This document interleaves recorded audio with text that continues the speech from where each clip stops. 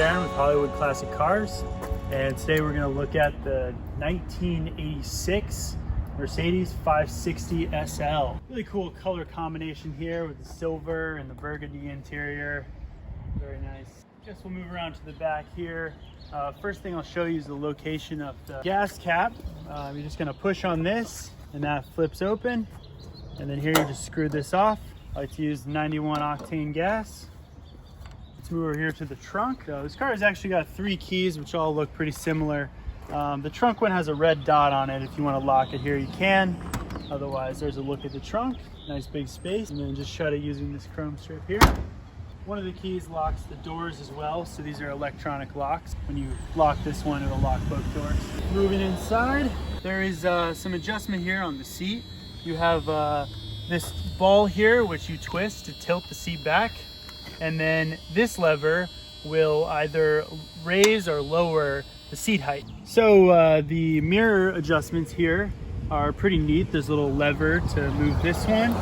This you just move by hand, and then the passenger side, there is an electronic switch right in the middle console. So let's fire it up. The key that you use is going to have a white marking on the key, and it's pretty straightforward to start the car here. Engine runs nice and smooth. It is a automatic transmission, so D is really the only gear you need, but if you are going up a steep incline and you want to put it into 2, that's what that's there for.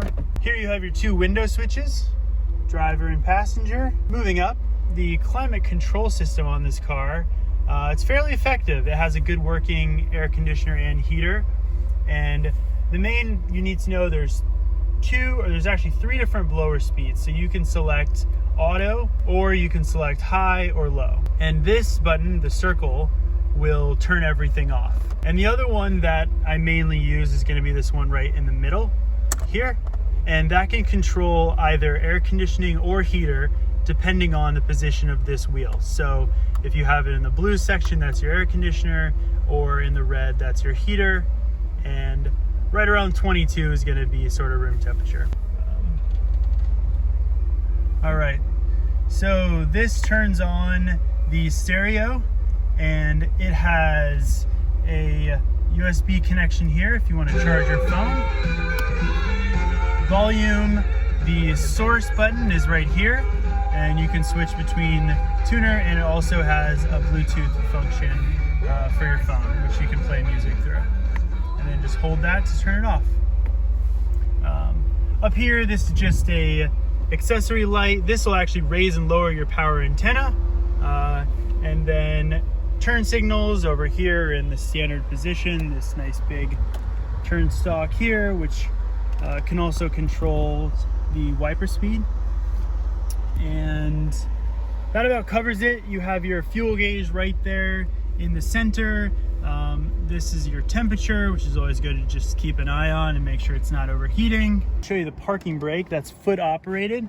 You just push there, and then the release, you pull this out. Next to that, you have the headlights. To turn them on, you're going to twist it twice to the right, and then straight up and down is going to be off. Moving over here, you've got the glove box. Just pull that to open it, and that's where it'll keep the registration and insurance, as well as the handle for the convertible top. Also, just safety information. Of course, you've got your seat belts here, and the horn is just located in the center of the steering wheel. All right, so we're gonna put up the convertible top. There is a lever here, which has 2 pieces. The first piece is just a safety release, so you're gonna put that down. And then this lever is going to open up this compartment here. And the top, just manual. You're gonna pull it out, slowly close the back. And it helps to have 2 people doing this on the other side here until it clicks. So this piece is going to go right into the middle here. Close it, you have to almost have 2 people. It helps, but with 1 person, you can push it down and then pull the lever at the same time to attach the back. So for the front, you're going to put this lever into the slot, get it situated into the hole right here and close this. But before you lock it tight, make sure that you have it on both sides started into the hole, and you may have to kind of wiggle it and push it down like so, and then you can lock it in one side at a time. And then this handle, you would just return it to the glove box. So, all right, now we're gonna put the top away.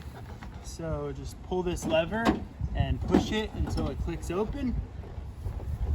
And then just kind of slowly ease it down into the back. And this piece here has to go pushed like that. So that way when it folds, it all tucks in behind here. And then this, you close and shut the lever on both sides, and then put the safety catch back up parallel with this lever. And that's it. All right, guys, thank you so much. So enjoy the car, drive safe, have fun, and I'll see you next time.